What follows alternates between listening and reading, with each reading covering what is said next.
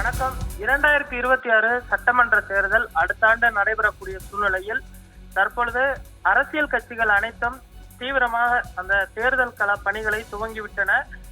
அதிமுக பாஜக கூட்டணி கிட்டத்தட்ட இறுதியாகி இருக்கக்கூடிய நிலையில் திமுக காங்கிரஸ் உள்ளிட்ட கூட்டணிகள் தனித்து போட்டியிடுகின்றன. அதே போன்று நாம் தமிழர் மற்றும் தமிழக வெற்றி கழகமும் தனித்து களம் காண இருக்கின்றன. இதில் நாம் தமிழர் கட்சி அவ்வப்போது ஒரு சில வேட்பாளர்களை அறிவித்து வருகிறது. தென்காசி வேட்பாளரை ஏற்கனவே அறிவித்திருக்கக்கூடிய நிலையில் தற்பொழுது வேதாரண்யம் தொகுதியில் பார்த்தோம்னால் நாம் தமிழர் கட்சி சார்பாக இடும்பாவனம் கார்த்திக் அவர்கள் போட்டியிடுவதாக அறிவித்திருக்கிறது.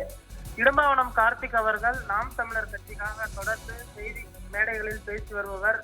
அதே போன்ற பல்வேறு முறை பார்த்தோம்னால் கட்சிக்காக சிறை சென்று வந்திருக்கிறார். சீமான் அவர்களுக்கு நெருக்கமாக இருக்கக்கூடியவர்களில் முக்கிய நபராக வலம் வரக்கூடியவர் இடும்பாவனம் கார்த்திக் அவர்கள். அவரை தற்பொழுது வேதாரண்யம் தொகுதிக்கு வேட்பாளராக அறிவிக்கப்பட்டிருக்கிறார்.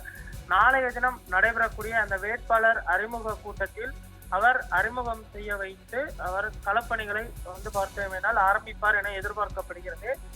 உடனடியாக அவர் வேதாரண்யம் தொகுதியில் தொகுதி முழுவதும் சுற்றி வந்து இந்த பணிகளை ஆரம்பிப்பார் என எதிர்பார்க்கப்படுகிறது. தற்பொழுது வேதாரண்யம் தொகுதி அஇஅதிமுக வசம் இருக்கிறது.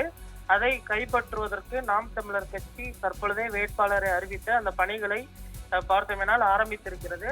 இடும்பாவனம் கார்த்திக் அவர்கள் பார்த்தோமேனால் திருவாரூர் மாவட்டம் திருத்துறைப்பூண்டியை சேர்ந்தவர். அவர் டெல்டா பகுதியை சேர்ந்தவர் என்பதனால் அவர் தற்பொழுது வேதாரண்யம் தொகுதியின் வேட்பாளராக அறிவிக்கப்பட்டிருக்கிறார்.